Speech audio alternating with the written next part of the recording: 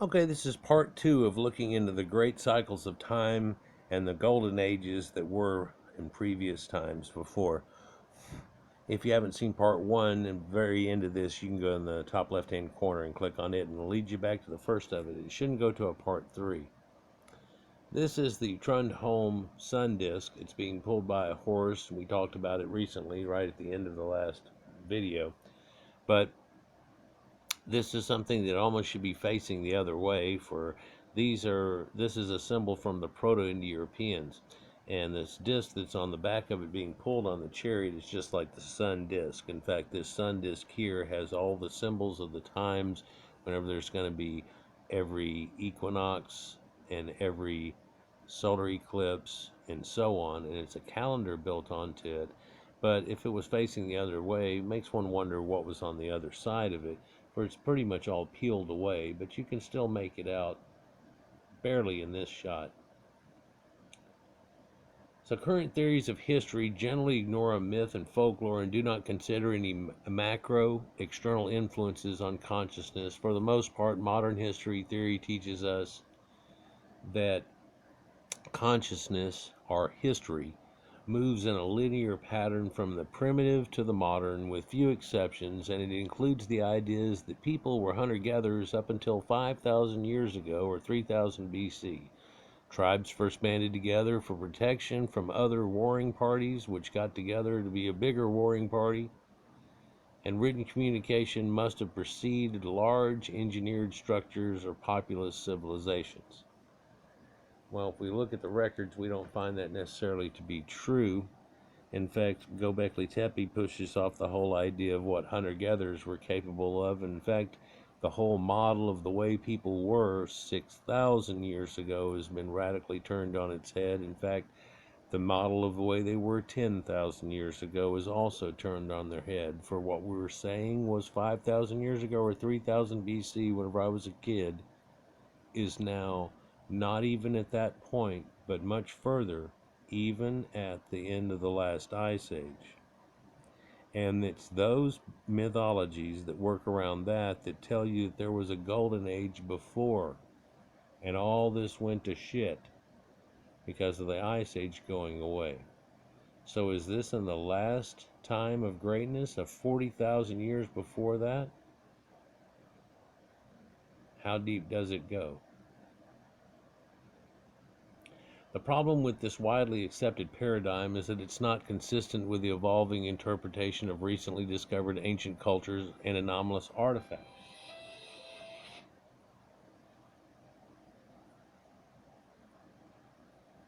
In the last 100 years, major discoveries have been made in Mesopotamia, the Indus Valley, South America, Turkey, and many other regions that break the rules of history in theory and push back the time of advanced human development. Specifically, they show ancient peoples were in many ways far more proficient and civilized nearly 5,000 years ago than they were during the more recent Dark Ages. It's going to do a reload.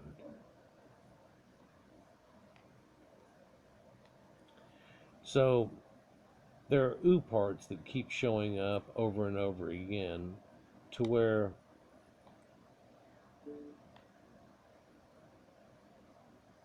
there are things that show us a far advanced people at the startings of their civilization. Like it popped up out of popcorn, right? Like I talk about a lot in the videos. God, let me get this right. Sorry, guys. So, that's all from part one. If you haven't seen it, then you've missed it.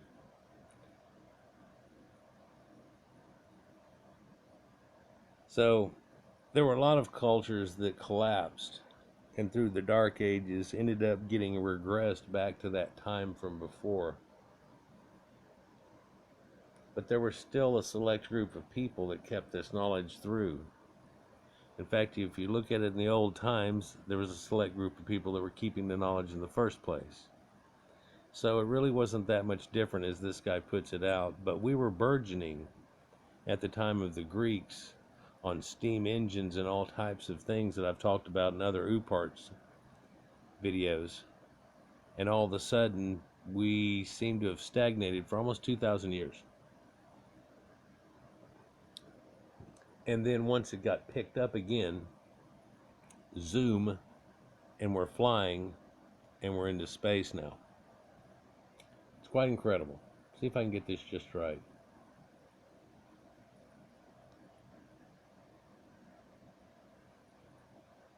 That looks close. In Caral, an ancient complex of unknown origin on the west coast of Peru, we find 6 pyramids that are carbon dated to 2700 BC. A date contemporaneous with the Egyptian pyramids that rivals the time of the first major structures found in the so-called cradle of civilization in Mesopotamia, in their fertile valley. Caral is an ancient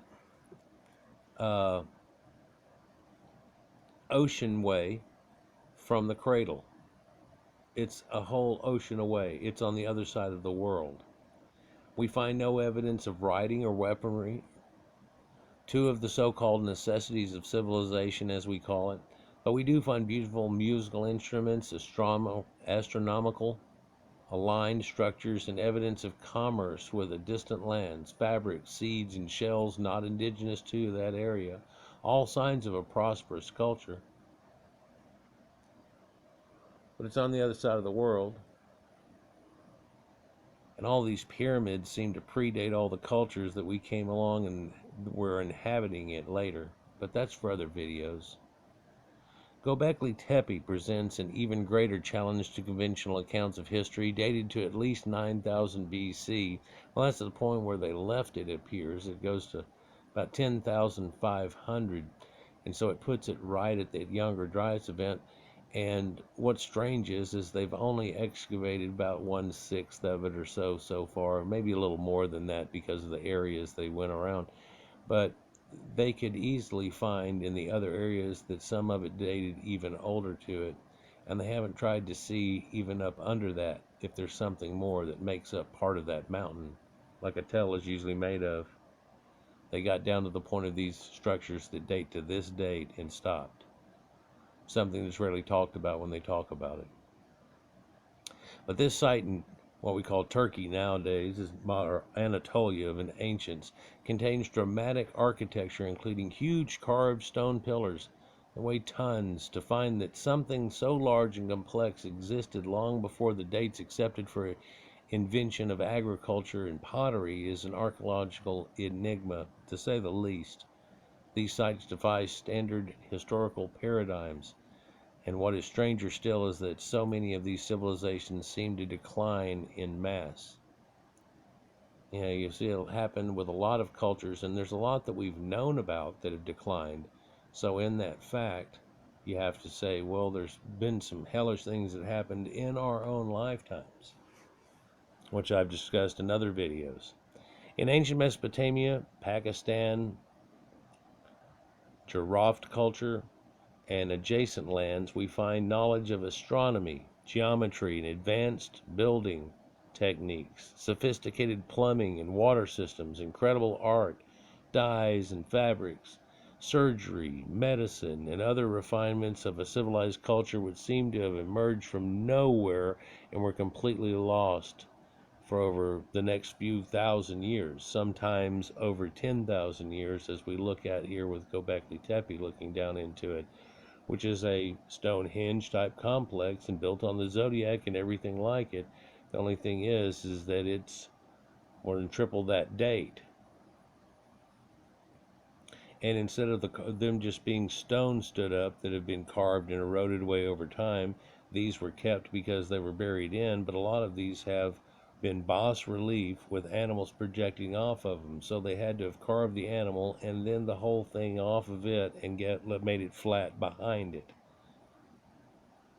There are connectives through these people to the Sumerians, to the ancient Anatolians that we know of, and also to the Egyptians. This probably fathered a lot of cultures coming out of itself. By the time of the worldwide Dark Ages, every one of these civilizations, including the big ones in Egypt and Indus Valley, had largely turned to dust or nomadic ways of life again. Near the depths of the cyclic downturn were the ruins and little else, while the local populace knew nothing of the builders except through legend. In some areas where larger populations still remain, such as parts of Europe, poverty, plague, and disease were often rampant, and the ability to read, write, and duplicate any of the earlier engineering or scientific feats had essentially disappeared. Well, what happened? Well, in a lot of cases, it's religious dogma and people attacking other people, Caucasians attacking other people, other Caucasians, and going and just driving themselves into the ground. And it looked like a quest for knowledge to be put away. I mean, if we really look at it, all the things that were witchcraft and all these things where people had these type of knowledge and they saw any of these symbols going on and stuff, and they were like, whoa, right? While records of this period remain spotty, the archaeological evidence indicates that consciousness, reflected as human ingenuity and capability, was greatly diminished. Humanity seemed to have lost the ability to do things that used to do. Interestingly, this just what many ancient cultures predicted. Stefan Moll, the world's foremost Assyriologist, shed light on this phenomenon in his 1997 Stanford presidential lecture series. He tells us that the Akkadians knew they lived in a declining era. They revered the past as a higher time and tried to hang on to it, but at the same time they predicted and lamented the dark ages that would follow. Moll's etymological studies of cuneiform tablets show that the ancient words for past have now become our words for future, and the ancient words for future have become our words for past. It's almost as if humanity orients its motion through time depending on whether it's going toward or away from a golden age. So whenever he did these types of studies, a lot of people have seen this, but they do mention the fact that they're going through a decline, because before them were the Sumerians, and they seem to have been more advanced and had more of a knack of what's going on than they did. And due to wars and famines and things happening, it faded away. And there was a time whenever cuneiform writing quit being written for a long time, that the connections that were going across the Fertile Crescent back and forth of all the people writing cuneiform writing, from them to the Hittites, Sumerians, and Egypt, all the way through, and making this pulse and connective arterial work, disintegrated away. Recently saw one, and probably going to make a video about it, of these people that have been found right over there in ancient Canaanite areas in burials, and they tested their tartar on their teeth, and in testing their tartar on their teeth, they found out that what have they been eating. This is some of those new type tests where they can check strontium levels and all kinds of things and tell where they had been, and it somehow finds out that they had been over in East Asia eating bananas, a huge amount of them. And it's not something that you import. Today we can get bananas whenever they're just fixing to turn from green, and you get them to you and they're turning yellow and you can use them. In the old days, there's no way to get them to you like that. These people had been sojourning in the East. So here we see this Akkadian inscription found in the city of Murad in Iraq. It's 2260 BC. It looks more like Sumerian proto-writing than a layered cuneiform perfected writing. I can see Dengir symbols and so on going on through it. And ironically, it looks like a neckband that somebody would have on their neck, but it's written in stone across in an archway that's drawn, as you can tell by its arch that's on it, been drawn with some type of compass type of device to pull it off. Think of there being a point right up here, just out of shot, and then you would take and put the compass on there and spin this, and then make it real wide and spin that. You follow me? This principle of waxing and waning epochs is depicted in numerous bas-reliefs found around ancient Mithraic mystery school temples. The famed tauroctomy, our bull-slaying scene, is usually surrounded by two boys, Khatis and Khatapetes. One holds a torch up in the ascending side of the zodiac, indicating a time of increasing light, and the other holds a torch down in the descending side of the zodiac, indicating a time of darkness. These are further broken into ages, which the Greeks deemed iron, bronze, silver, and gold, going back in time. There's also a heroic age that's in there in the 5 ages of Hesiod, but a simple way to describe the epochs of the great year as it goes around, though. So, and of course, there's the Titanomachy that goes along with this. When we look at this, there are the two symbols on the side of it he talked about, and he's wearing this Phrygian cap. But if we look at it closer, this is the bull of Taurus itself, and in its shoulder, which are the Pleiades, he's stabbing it with the sword, causing a bleeding. There's always a dog licking up the blood, and there's a zodiac symbol here too of a snake, and there's even a scorpion. What does this have to do with? This is all zodiacal symbols that I've showed before, and so it's astrotheology going on with it. But every year we go through this situation. If you don't recognize it, for around Halloween itself, there's a torrid meteor storm that shows up, or meteor shower, whichever way you want to look at it, and it seems to emanate from this point. And so the fact that the sun goes through spring through summer with the torch up and then the torch goes down happens inside of a year. But it also happens in the great year. For like that wiggle on that snake right there, there's this wave over time too that we're going through. And there's a great year cycle too that goes on. And because what we call as winter is the downside of it, of a wave, and the upside is the summer, when we're going through that in the cycle, we look at it that way. Or the ancients did. Understanding that, well, but also it's because it's hooked up to things that had happened in great catastrophes that people talked about, and they pinpointed on that epoch.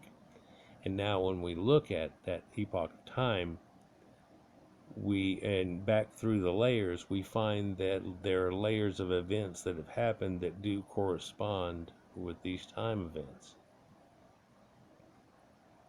Got another video coming about this, and you'll understand better whenever I do, but this is a primer for that concept. Understanding that consciousness may indeed rise and fall with the motions of heavens gives meaning to an ancient myth and folklore, and puts anomalous cultures and artifacts such as the Antikythera mechanism or device and the Babylonian battery into historical context that makes sense. For example, the battery was developed at least 2,000 years ago, lost in the Dark Ages though, and then reinvented by Volta in the post-Renaissance period. The same thing goes for prosthetic devices, brain surgery, knowledge of heliocentric systems, and advanced engineering, etc. They were discovered, lost, and then rediscovered again. Again, I talk about how the Greeks were right on the edge of making steam engine type devices, and then all of a sudden it all faded away. Imagine if you had a group of people and only a certain group of their caste had this sacred knowledge, and whenever you warred with them, you knew that that was part of their power, so you killed them all. And just like the Akkadians losing for 800 years the cuneiform writing, we have here an event which causes stagnation of 2,000 years or more. Well, almost 2,000 years. Very little sparks of light during that little event there, if we look at it. It also speaks to us of why so many ancient cultures appear to have been fascinated up with the stars, and provides us with workable paradigm in which to understand history. It also helps us identify the forces that propelled Renaissance and that may be are accelerating consciousness in our current era. Myth and folklore, the scientific language of yore, provide a deeper look at consciousness through the ages. The recent news about Caltech is prompting astronomers and astrophysicists to around the world look for something big out there like Planet X. The race is on. Let's see if we can find one. It just may be that they finally give us a reason for that wobble they're talking about. And he tries to put the wobble on Planet X. Well, it could have been something hit us big enough and went around us of all kinds of things in ancient times, and we've got that wobble for if you have a top that's going good and you bump it, then it has a wobble for a while. It tries to straighten it out. What makes us not straighten out is the moon, and that it's all working together and it got tidally locked, but something strange about that, definitely. But what I find strange about this whole situation, other than something as mundane as that, is that these people, way, way back when, knew about these cycles of time and situation. It's all written in their literature and even shown in their art. It's right in your face the whole time, and that they knew about these things. And we lost even their language to where we didn't even understand their language and had to go back through it and find out what the hell they knew. And there's so many tablets that are out there that just have a bunch of numbers and symbols and things on them, and they just threw those in a box because they don't seem to talk about Gilgamesh or anything interesting. Well, one of those boxes got opened up, and recently they figured out, hey, the ancient Sumerians, even before this point here that we're looking at, had figured out trigonometry that is based on 6 and 60 in hexadecimal like our computers are. It's a little more accurate than ours, and it was easier to do, and the formula is more simple because of their base, which is on 6 and 60 and so on. And of course, that's why we have 360 degrees and 12 hours in a day and so on, instead of something simplistic like tens. Because it's all broken into time that are cycles of time that work with cosmos, with us and the sun, the whole solar system, the universe itself. I think it's kind of incredible, but like they said before, we don't really realize it. We don't really pay attention to it. We've seen so many, once we grow up, we've seen so many seasons. Well, yeah, we sit around here in Texas and hope that we have snow like we have that happened there earlier in this year and then goes away like what happened, and hopefully that helps our bug problem and makes everything go. And if we have a few years without snow, we start to lament the fact that we don't get it. But there's something deeper to this whole situation that's going on here. And like that mayfly, we spend a small portion of this great year here upon earth and have a chance to affect things and let other people know about things that they may not have understood. And whenever I've done all these studies and find out these things and periodic catastrophic destructions, it looks like we were coming through that same time again, and it wasn't too far off. It's got to be right about here. And then now all these people have correlated all these datas, like I said in Randall Carlson, and yet in that same point, we're going through it now, and we start to see a lot of things, which Tunguska may have just been one of the first and the earliest as we start to drift through this pile. Some things tell you it lasts about 800 years. I don't know what point we're at in it. Coming through it, starting, middle, end.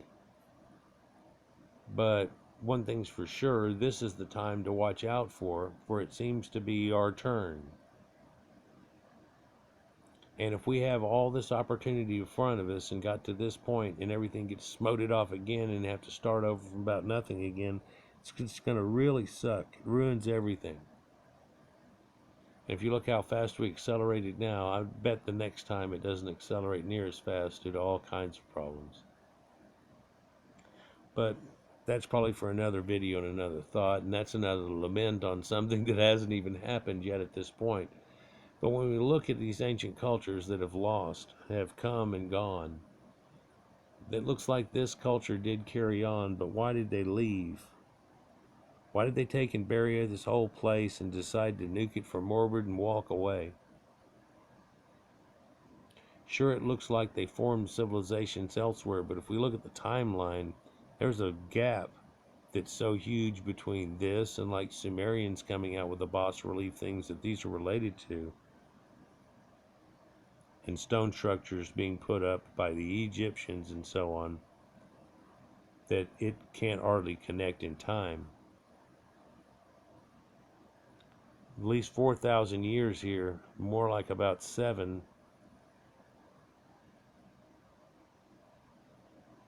doesn't correlate to the fact that, well, we kept all that knowledge, but we didn't. You never cut a stone square like that again until a certain point. Sumerians started off, well, Egyptians did too, with making mud bricks, which is an advancement. Our houses are made of it now, so that's nothing to scuff at whatsoever. Those are humans making stone out of nothing. Yeah, like concrete. But this megalithic stonework idea, the Neolithic, when did it start off? Well, that predates it here real bad. How Neo was the Neolithic. Anyhow, it reloads again. I'm getting tired of that. Hopefully they'll get that shop now thing off here shortly. So when we look at these ancient cultures and back, if you're looking for a lost ancient culture, we're seeing them every time we look at these. For you think that they kind of had something going on, and oh, they had a wheel and this, that, and the other. No, they did so much that's what gives us what we are today. Not only, well, the people that were hooked up to this picture that we're looking at here not only helped herald agriculture and so on, but also that wheel, domesticated animals such as cattle, horses, and so on. They had a kick-ass calendar that works onto it. And yeah, that should be facing the other way because they did go west, just like in America. And I made a video about the Proto-Europeans and when did people have a wagons and a horse pulling it across, and a covered wagon was pretty much like a house for a pioneer type situation. The people had pants on, boots, saddles, and so on. The horse, oh, that happened a long, long time ago in the old world. It happened in the Americas again later. Like, share, and subscribe, and enjoy. Let me know what you think down in the comments. Peace.